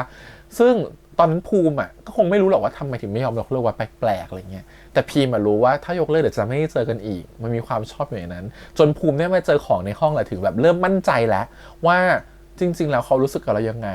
รูปก็เสร็จแล้วนะทำไมถึงยังไม่ได้บอกว่าเสร็จอยากจะอยู่กับเรามากหรอมันเริ่มจับประเด็นได้เริ่มจับจุดได้ดอกกุหลาบก็ยังเก็บไว้หลายๆอย่างก็ยังมีความรู้สึกที่มันเก็บไว้อยู่อะไรเงี้ยก็เลยแบบแกล้งถามไปตรงๆว่าตกลงชอบเราหรือเปล่าแย่ซึ่งพอแย่ไปแบบนั้นเนี่ยสิ่งที่เราเดาใน EP ก่อนแล้วว่าถ้าเขาแบบเป็นคนที่ปากแข็งมากๆไม่ยอมพูดว่ารักกันนะการแสดงความรักของเขาอ่ะจะไม่บอกว่ารักกันแต่จะจูบกันเลยก็เป็นไปตามนั้นนะฮะก็จริงก็คือบอกความรักผ่านการจูบแล้วกันว่าถ้าฉันไม่จูบก็คือย้อนไปใช้คำพูดของคิวกับเต้ยนิดนึงแล้วกันว่าฉันไม่จูบคนที่ฉันไม่ชอบหรอกมันฉันต้องจูบคนที่ฉันชอบเท่านั้นเพราะฉะนั้นนะก็คือแสดงว่าเขาจูบคนที่เขาชอบเท่านั้นก็เป็นการบอกว่าเขาชอบคนตรงหน้านะแล้วก็เป็นการเหมือนกับขอคอนเซนต์ด้วยนะคือตอนแรกก็เหมือนกับขอคอนเซนต์ก่อนว่าแบบจูบไหมแล้วการที่เขายื่นออกไปเนี่ยจริงๆมันไม่ต้องขอคอนเซนต์ก็ได้การที่จะขอคอนเซนต์ไม่คอนเซนต์มันอยู่ที่ว่าผู้รับอ่ะเขาพร้อมหรือเปล่าซึ่งจะเห็นว่าผู้รับอย่างพีมเนี่ยก็คือยื่นหน้าไปพร้อมมากลูกเราคือแบบไปแล้วอ่ะปากเราไปแล้วอ่ะก็คือพร้อมจูบมาก็คือจูบจังหวะที่1มันเป็นการจูบเพื่อรีคอนเฟิร์มว่าเอ๊ะตกลงแล้วอ่ะคุณรู้สึกยังไงจากคำถามที่ฉันถามไปว่าตกลงเธอชอบเราหรือเปล่าพอออกมาปุ๊บก็มีคำถามที่2เนาะว่าแล้วตกลงยังไงกันแน่ตกลงชอบหรือไม่ชอบแล้วอีกฝั่งหนึ่งก็จะเหมือนกับว่าแล้วที่ทำแบบนี้ไม่รู้หรอว่าชอบหรือไม่ชอบก็จูบอีกทีนึงเป็นการรีคอนเฟิร์มและหลังจากนั้นก็คือไหลยาวพอต่างคนต่างรีคอนเฟิร์มแล้วว่าอ๋อเธอชอบฉันชอบเธอนะแล้วก็ไปเลยซึ่งอีพีหน้าจะเปิดมาฉากไหนนะแต่คิดว่าคงไม่ได้ถึงขั้นแบบมีอะไรกันคงแค่จูบกันแล้วก็ผละออกหรืออะไรแบบนี้ก็ได้อาจจะเป็นแบบนั้นซึ่งมันทำให้เห็นว่าตัวละครถามว่าปากแข็งทั้งคู่ไหมเราว่าสำหรับพีมอ่ะไม่ได้คนปากแข็งแล้วว่าพีมเป็นคนตรงไปตรงมาต่อความรู้สึกแล้วตอนนี้เขารู้สึกว่าเขาชอบแล้วแต่ด้วยมุมของเขาอ่ะเขาคงทำได้แค่นี้เพราะเขารู้สึกว่ามันมีสเตตัสของการเป็นทาสรับใช้อยู่และเขาก็เดาเราว่าในมุมของพีมนะเดาความรู้สึกภูมิไม่ออกจริงๆว่าภูมิรู้สึกยังไงแต่เป็นห่วงมันเลยพยายามจะมองในแง่บวกว่าภูมิเขาคงรู้สึกแบบนั้นแบบนี้แบบนั้นอะไรเงี้ยโดยที่พยายามจะเข้าใจแต่จริงๆแล้วเขาถามว่าเขาจะกล้าบอกว่ารักออกไปไหมเราว่าเขายังไม่กล้าเพราะว่าถ้าบอกรักออกไปแล้วอาจจะไม่รู้ว่าภูมิรักเขาหรือเปล่าเราว่าอันนี้คือสิ่งที่พีมพยายามจะแงะอยู่พีมเลยพยายามจะแก้ไงว่าตกลงยังไงมากอดเราเป็นยังไงรักเราหรือเปล่าอะไรเงี้ยแต่จริงๆแล้วนะอันนี้พยายามจะเข้าข้างตัวละครนะแต่จริงๆแล้วถ้าเอาดูจริงๆจากการที่เขาพีมเห็นภูมิมากอดเราขนาดเนี้ยแล้วตัวของภูมิเองก็จูบหอมแก้มจะจูบพีมได้ขนาดนั้นตอนที่ก่อนจะนอนคืนแรกอะเนาะแล้วว่าแค่นี้ก็น่าจะมั่นใจได้แล้วนะว่าชอบกันอะมันคงไม่ใช่ความรู้สึกสนุกหรอกแต่แค่มันเหมือนแบบต่างคนอาจจะต่างมั่นใจแหละแต่ด้วยความเป็นเด็กอะเนาะมันเลยเหมือนกับแบบมันจูบกันแต่มันเป็นทีเผลอปะวะมันอาจจะแบบเข้าข้างตัวเองไปในมุมอื่นหรือเปล่าว่าเขาอาจจะไม่ชอบเราจริงๆก็ได้มันแค่ความสนุกหรือเปล่าหรือเพราะฉันเป็นทาสรับใช้เขาเลยแกล้งฉันหรือเปล่าหรือตกลงยังไงกันแน่อะไรอย่างเงี้ยแต่แม้ตัวเธอมีความสุขลึกๆว่าเราชอบเขาก็จริงแต่ก็ยังไม่กล้าฟันลงไปอะไรเงี้ยแต่สำหรับเรามันมี2มุมมองนะมุมมองนึงคือตัวละครจริงๆยังไม่รู้จริงๆมุมมองนึงคือผู้กำกับตั้งใจยื้อ คือยื้อเพื่อให้มันเหมือนมีฉากของการแบบเพื่อจะเล่นฉากอย่างเงี้ยเล่นแบบว่าง้อกันไปง้อกันมาให้มันเหมือนกันในค่ายมันยังมีคลื่นอยู่เพราะถ้ามันชอบกันเลยเนี่ยมันจะแบบมันก็จะไม่มีสีสันของความที่ยื้อมาเป็นว่ามีความหึงคลื่นนะมีความเหมือนกับแบบอยากจะเลิกจากการเป็นทาสแล้ว แต่อีกคนนึงก็ไม่ยอมเลิกมันเป็นฟีลแบบนั้นเพื่อจะเล่นอะไรแบบนี้ขึ้นมาอีกจนมาถึงที่บ้านมันต้องการจะลากซีนมาจนถึงที่บ้านไม่อยากจะให้บอกความรักในที่แคมป์เพราะว่าความรักที่แคมป์มันเป็นหน้าที่หรือเป็นบทใหญ่ของตัวคิวกับเต้ยแล้วเราเลยคิดว่าผู้กำกับหรือคนเขียนบทตั้งใจยืดออกมาให้มาบอกรักกันที่บ้านอันนี้ในมุมของเราเวลาในมุมของการที่เราคิดว่าเขาเล่าเรื่องแบบนี้นะแต่เพราะจริงๆเรารู้สึกว่าจริงๆแล้วตัวละครทั้งคิวและเต้ยและตัวของภูมิพิมพ์สามารถบอกรักกันที่ค่ายและจบได้เลยเพราะก่อนกันขนาดนั้นแล้วอ่ะมันบอกได้อยู่แล้วแต่เรารู้สึกว่าตัวละครเขาแค่ต้องการยืดความรู้สึกตัวละครออกมาเฉยๆเราจะเห็นงั้นถ้ามองตามหลักเหตุผลแล้วเราจะเห็นว่าตัวของภูมิกับพิมพ์ใน EP นี้มันจะมีความแบบยังวนอยู่ที่เดิมอยู่มันเหมือนกับแบบเฮ้ยก่อนกันขนาดนี้แล้วว่ายังไม่มั่นใจอีกเหรอภูมิจะโกรธอะไรอีกภูมิจะคิดเล็กคิดน้อยอะไรอีกถูกปะที่คิดเล็กคิดน้อยขนาดเนี้ยเพราะอะไรอะไรเงี้ยแต่ถ้าจะให้เหตุผลก็คือว่าโอเคถึงให้กอดให้จูบแล้วก็จริงแต่แค่ยังไม่ได้มีการพูดออกไปหรือยังไม่ได้บอกกันตรงๆว่ารู้สึกอะไรมันเลยเหมือนกับแบบไม่มั่นใจว่าจูบอันนั้นเนี่ยหรือกอดอันนั้นน่ะคืออะไรกันแน่แต่มันเหมือนกับมีใจลึกๆแหละว่า 80% เขาชอบฉันแต่มันยังไม่ 100% มันเลยรอการคอนเฟิร์มที่ 100% ก่อนและนิสัยภูมิพอเป็นคนที่บอกรักยากก็คือต้องรอให้อีกฝ่ายแสดงออกเต็มที่ก่อนถึงจะมั่นใจก่อนถึงจะเป็นคน follow ตามแล้วก็ไปต่อเองก็อาจจะเป็นแบบนั้นอันนี้พี่อาจจะพูดช่วยเรื่องบทนะแต่จริงๆแล้วว่าถ้าเราเป็นเราถ้าสถานการณ์ความเป็นจริงนึกถึงตัวพวกเราเองเนาะกอดขนาดนี้พรุ่งนี้เช้าตื่นมาเลยเมื่อคืนกอดทำอะไรกันนะทำไมถึงเมื่อคืนต้องมากอดเราด้วยรู้สึกอะไรกับเราหรือเปล่ามันก็ต้องแบบนี้หรือปะถูกปะมันต้องเป็นแบบบทของเต้ยแล้วอะมันต้องเป็นอารมณ์แบบว่าเมื่อคืนพี่คิวกอดผมทำไมอะอะไรอย่างเงี้ย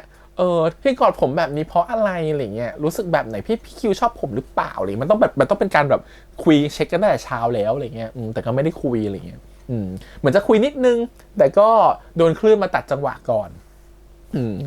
โอเคอันนี้ก็เป็นเรื่องของภูมิกับพีมส่วนอยากจะชมนักแสดงนิดนึงว่าเล่นน่ารักมากแบบ EP นี้คือภูวินคือน่ารักคือแบบเล่นน่ารักอะซึ่งเราอะมัวแต่ชมภูวินจริงอย่างนึงที่อยากจะชมคือเราลืมชมปอนรู้ป่ะตั้งแต่ EP ก่อนแล้วคือที่เราวิเคราะห์ตัวละครได้ดีขนาดเนี้ยมันไม่ใช่แค่ว่าเราอ่านบทออกนะครับผมหรือเราเข้าใจบทหรือเราเดาทางตัวละครออกแต่ส่วนหนึ่งมันมาจากการแสดงของนักแสดงด้วยต้องชมว่าปอนเนี่ยก็แสดงสีหน้าท่าทางออกมารวมถึงสายตาออกมาได้ดีมากๆจนเราเข้าใจในความรู้สึกของว่าภูมิมันคิดแบบนี้แหละมันถึงพยายามจะทำแบบนี้มันถึงไม่เป็นตัวของตัวเองมันถึงต้องคอยให้ฟางให้เบียร์มาตบเข้าที่เข้าทางอะไรอย่างเงี้ย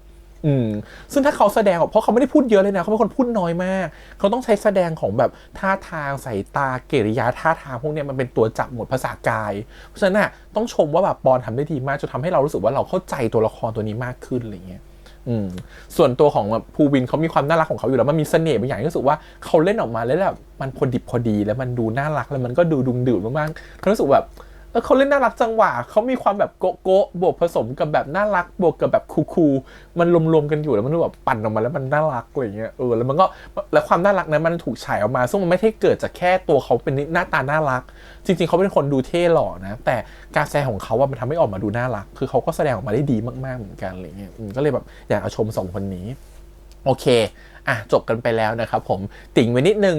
ต้องจริงๆแล้วตัวของภูมิเนี่ยต้องขอบคุณเพื่อนนะถ้าภูมิไม่มีเพื่อนที่ดีอย่างแบบเบียร์หรือยังมีพี่ชายที่แบบฟ้านะเราว่าเขาแบบถอยไปแล้วแหละยอมแพ้ไปแล้วคงไม่ได้รักกันแล้วแต่ถ้าพีไม่ได้ชอบยิ่งแล้วใหญ่เลยนะยิ่งพังเลยไม่สักเซนแล้วเหมือนที่เขาบอกว่าผมทำมันพังอีกแล้วอะไรเงี้ยไปบอกกับเบียร์ว่าฉันทำมันพังอีกแล้วโอเคมาคู่รองก่อนนะว่ามีใครบ้างเชนปันคนนี้ไม่เยอะอีพีนี้ก็เชนปันเขาก็แค่ทำตามแผนเนาะที่เขาไปวางแผนกันที่จะช่วยบิวให้ตัวคิวบอกรักเต้ยสักทีก็ทำตามแผนสำเร็จนะครับผมส่วนของแทนกับฟ้างโอ้โหตัวอย่างแซ่บมาก EP หน้านะครับผมบอกว่าจะมีอะไรกันจะมีอะไรกันในห้องละแต่แทนกับฟ้างเนี่ยก็คือ EP นี้ไม่อะไรแค่ห่วงกันไปห่วงกันมางอนนู่นงอนนี่รู้สึกเป็นฟ้าก็จะหงุดหงิดนิดนึงแบบว่าฉันจะเล่นน้ำตกฉันจะถอดเสื้อทำไมแกไม่ให้ฉันถอดห่วงอะไรขนาดนั้นอะไรอย่างเงี้ยแต่เข้าใจว่ามีแฟนห่วงระดับเนี้ยมีคนนี้ก็แบบมีเพื่อนที่แฟนห่วงระดับนี้เยอะมากเหมือนกันโอเคมาอีกคู่หนึ่งคู่สำคัญของ EP นี้เพราะ EP นี้เขาบอกรักแทบจะเป็นแฟนกันทั้ง2คู่แล้วแหละแต่เขาให้พื้นที่การเป็นแฟนกันกับคิวเต้ยไปก่อนว่าตกลงชอบกันแล้วแม้จะไม่พูดเป็นแฟนกันแต่คือในโพสิชันหรือความชอบหรือความรู้สึกของการให้มาซบไหล่ในบนรถเนี่ยมันคือแฟนแล้วแต่ ตัวของภูมิกับพีมเหมือนจะเป็นแฟนกันจริงๆใน EP หน้า EP นี้แค่เหมือนแค่บอกความรู้สึกว่ารัก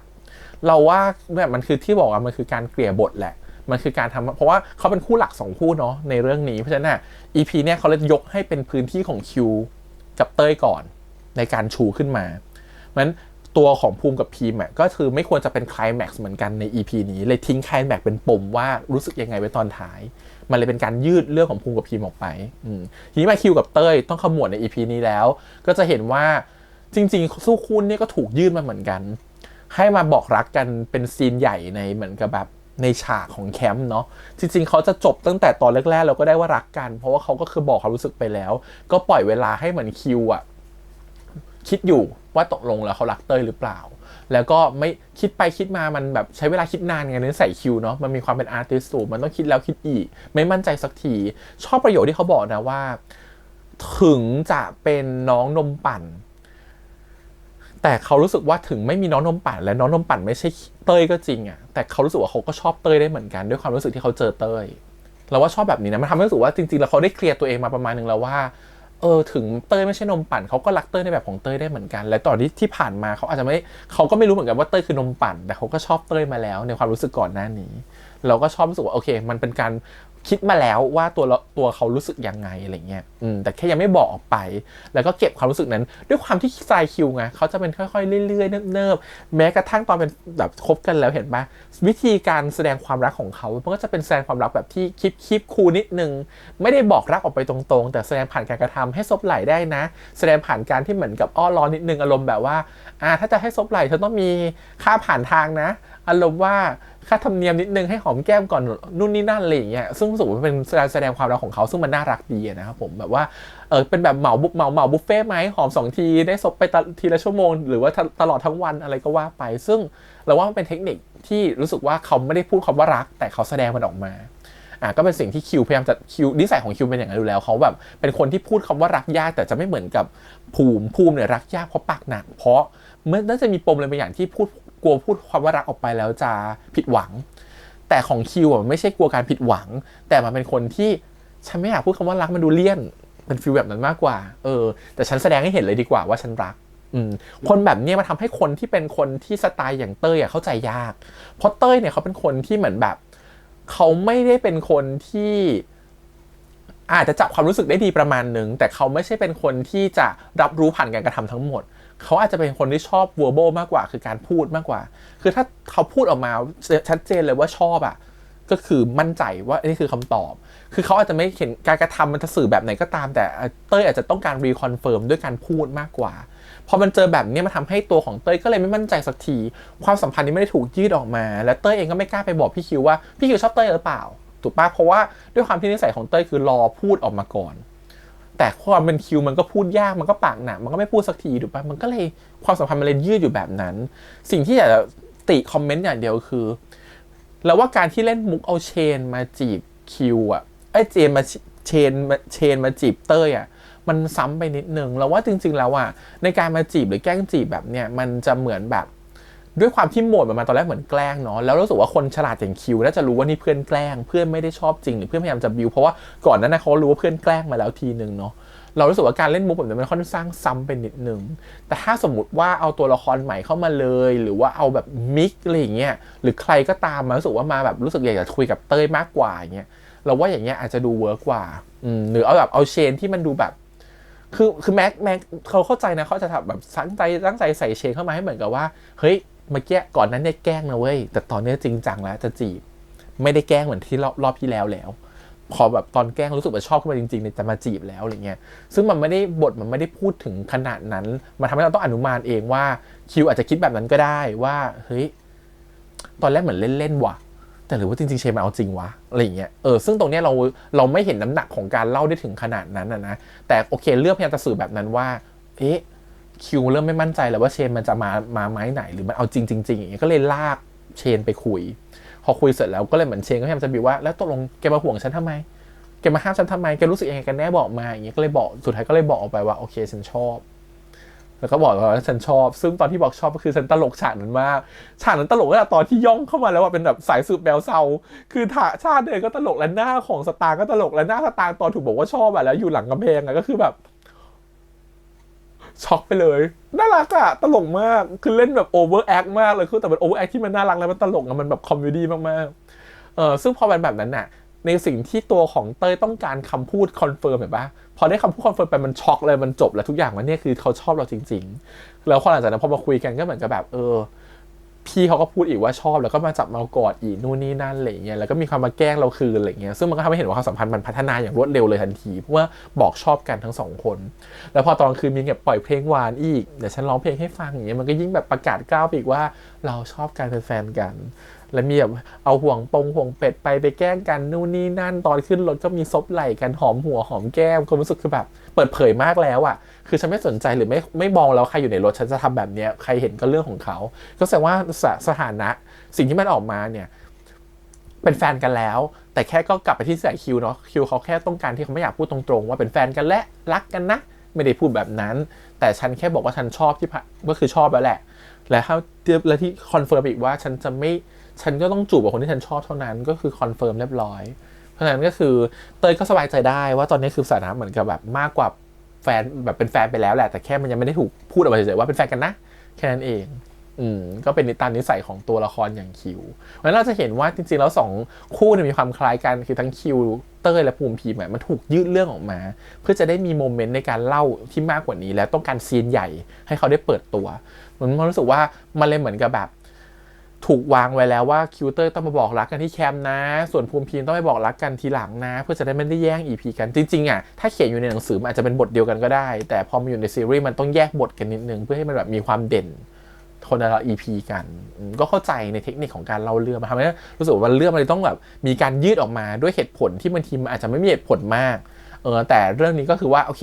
อย่าไปคิดเหตุผลกันมันเยอะอมยิ้มกับมันก็พอจริงแค่นี้มันทำให้เรามีความสุขมากๆแล้วเนาะนี่ทุกวันนี้ดูแค่ EP นี้ก็ทำให้ยิ้มจนแก้มปีนี่ไปทำสครับตรามานี่หน้าแน่นหรือตึงอยู่เลยยังแบบรู้สึกว่าโดนยกขึ้นไปอีก โอเคงั้น EP นี้ก็จะประมาณนี้นะครับผมอีกตัวละครนึงที่สงสารคือคลื่นแล้วว่าคลื่นเนี่ยยังเรื่องของเขายังไม่จบเพราะว่าเขาเหมือนกับว่าตอนที่ตัวของภูมิมาเอาพีมไปตอนจบเนาะว่าจะแบบพาไปส่งเองเนี่ยคลื่นก็ยังมองแม้คลื่นเขาจะพยายามคลื่นเขาเห็นแหละว่าจริงๆแล้วว่าอีภูมิมันชอบพีมอยู่แต่มันกักมันเก๊กมันกันท่ามันกันซีนแต่มันไม่ยอมพูดสักทีอะไรเงี้ยแต่พอถามพีมพีมก็บอกว่าก็ยังไม่ได้เป็นอะไรกันเพราะว่าแต่ถามแบบนั้นตอบแบบนั้นแม้ตัวของคลื่นจะสบายใจนะแต่พอเห็นการกระทำของพีมคลื่นก็รู้ว่าในสายตาของพีมมันมีแต่ภูมิอยู่ตอนนี้เห็นปุ๊บอะไรก็ไปหาภูมิหนูนี่ก็ไปหาภูมิอย่างเงี้ยคลื่นเขาสังเกตอยู่มันเขาก็จะรู้อยู่แล้วอะไรเงี้ยเพราะฉะนั้นก็เขาเข้าใจได้แล้วว่าคลื่นพยายามจะเข้าใจประมาณนึงแล้วแหละแต่เขาก็อยากจะรู้สึกว่าอยากจะจีบให้ติดอยู่ก็อยากจะลองดูสักตั้งก่อนที่จะแบบแพ้แบบเต็มๆอะไรเงี้ยก็คิดว่าเดี๋ยวเขาคงจะมีบทอีกโอเคก็ประมาณนี้นะครับผมกับการรีแคป EP นี้ชอบหลายอย่างมากแล้วก็พูดถึงว่าตัวจริงๆแล้ววินิซางก็เล่นกันดีมากนะแล้วว่าเขาถือว่า overact comedy EP เนี่ยถือว่าเขาจะเล่นก็แบบว่าก็เล่นถึงนะมันทำให้เราขำแล้วก็หัวเราะกับพวกเขาได้อะไรเงี้ยคนอื่นก็เล่นเก่งจริงๆอู๋กับบูมก็ตลกนะสองคนเนี่ยแต่มันจะมีความอารมณ์แบบอู๋มันจะมีความแบบเขาจะเล่นที่โอเวอร์กว่าเต้ยขึ้นไปอีกอะไรเงี้ยอีกขั้นหนึ่งซึ่งมันจะเป็นโอเวอร์เฉพาะที่แบบเวลาอยู่กับโหมดของเขาอยู่กับแฟนแค่นั้นเองก็ดูความรู้สึกว่ามันมีสีสันมากขึ้นโอเคก็ถือว่ามาทำให้เรากระชุ่มกระชวยในความรู้สึกของเราได้นะครับผมว่าความรักวัยรุ่นมันดีแบบนี้นี่เองมันน่ารักสดใสแบบนี้นี่เองนะมันห่างหายมานานมากแล้วจริงๆความรักวัยรุ่นมันดีตรงไหนหรือเปล่าเราจะเห็นว่าสิ่งที่เราเห็นน่ะเวลาภูมิเขามีปัญหาเขามีเบียร์อยู่ข้างๆเวลาพีมีปัญหาเขามีคิวอยู่ข้างๆมันเป็นสิ่งที่เป็นข้อดีของวัยรุ่นนะเพราะอะไรไหมในวัยมหาลัยวัยเรียนเรามีเพื่อนที่เป็นกลุ่มแก๊งอยู่ด้วยกันตลอดสังเกตกันตลอดเวลาว่าทำอะไรและเป็นเพื่อนที่ไว้ใจได้เป็นเพื่อนสนิทเวลาปรึกษาให้คำปรึกษากันได้แล้วเขาเห็นในสิ่งที่เรากำลังรู้สึกอยู่เขาเห็นในการกระทำของคนที่มาจีบเราหรือทำอะไรกับเราอยู่เขาใช้คำปรึกษาได้ถึงมันจะไม่คำปรึกษาของผู้ใหญ่ก็จริงหรอกแต่เป็นคำปรึกษาของที่เหมือนกับว่าฉันมองแบบคนนอกแต่ฉันให้กำลังใจเธอเว้ยฉันช่วยเธอได้เว้ยฉันหาคอนเนคชั่นหาเพื่อนหาอะไรหรือสร้างสถานการณ์มาช่วยเธอได้เว้ยแต่พอในโหมดของความที่คุณโตขึ้นแล้วเพื่อนสิ่งคุณเหล่านี้มันก็แยกกันอยู่คนละที่เนาะ คุณก็จะอาจจะไม่เจอเพื่อนสนิทใหม่ๆที่อยู่ในที่ทำงานเดียวกับคุณหรืออยู่ในรั้วเดียวกับคุณการทำอะไรแบบนี้มันยากมากเลยมันกลายเป็นเรื่องส่วนตัวไปแล้วมันกลายเป็นสิ่งที่ต้องไปปรึกษาเพื่อนโทรหาเพื่อนซึ่งเพื่อนก็ไม่อยู่ในสถานการณ์เดียวกับเราแล้วก็จะไม่เข้าใจว่าเราทำไม่ดีหรือทำไม่ถูกหรือฝั่งนั้นเขารู้สึกเองกับเรามันไม่เหมือนไม่มีตาที่2หรือตาที่3มาช่วยเราดูอ่ะซึ่งอันนี้เราว่าเป็นข้อดีของคนที่เหมือนกับว่าตอนอยู่มหาลัยแล้วทำให้ตอนช่วงมหาลัยรู้สึกว่าหาแฟนง่ายกว่าช่วงแบบทำงานอันนี้ก็เหตุผลหนึ่งอีกเหตุผลหนึ่งคือใครที่ได้แฟนตอนช่วงมหาลัยอ่ะมันเหมือนกับว่าจะคบกันมายืดและถ้าคบกันยืดยาวมันอาจจะกลายเป็นคู่แต่งงานในอนาคตเลยก็ได้หรือเป็นคู่ที่เป็นแฟนกันอยู่กันไปเป็นพาร์ทเนอร์เลยก็ได้เพราะว่าช่วงมหาลัยมันเป็นช่วงที่เหมือนกับแบบเราเรียนรู้กันมาและเติบโตไปด้วยกันพร้อมๆกับมีเพื่อนคอยซัพพอร์ตอยู่มีเพื่อนคอยหนุนมีเพื่อนคอยสังเกตสังกาคอยแบบว่าบิวให้เราอยู่อะไรเงี้ยซึ่งมันจะต่างกันในสังคมตอนทำงานแล้วมากๆหรือคุณโตขึ้นแล้วที่คุณจะมีความโดดเดี่ยวมากยิ่งขึ้นคุณจะถึงเจอเพื่อนก็เป็นการเจอเพื่อนที่เมามอยสถานการณ์ทั่วไปแล้วอ่ะมันไม่ใช่เรื่องของพาร์ทความรักแล้วอะไรเงี้ยมันเลยจะหาคนปรึกษาเรื่องความรักหรือคนที่จะมาพูดถึงเรื่องความรักได้ยากมากๆนอกจากเพื่อนที่ทำงานเดียวกันซึ่งบางทีบางสังคมหรือบางที่ก็อาจจะไม่เอื้อต่อการให้ทำแบบนั้นอะไรเงี้ยอันนี้ก็คือแบบว่าถึงบอกว่าความรักวัยรุ่นมันสดใสแล้วมันน่ารักจนเราอิจฉาอยากจะกลับไปช่วงนั้นใหม่โอเคตอนนี้ก็ประมาณนี้ครับวันนี้ขอบคุณอีกครั้งฝากกดไลค์กดแชร์กด subscribe ติดตามเสียงทาง YouTube Instagram Twitter แล้วก็ Facebook วันนี้แพมไปก่อนนะครับเจอกันใหม่สัปดาห์หน้า EP 11ครับ EP หน้ายาดมกี่ตัวดี3หลอดเลยมั้ยวันนี้2หลอดก็เกือบจะไม่พอนะต้อง3หลอดเลยละกันโอเคพี่แอมไปแล้วครับบ๊ายบาย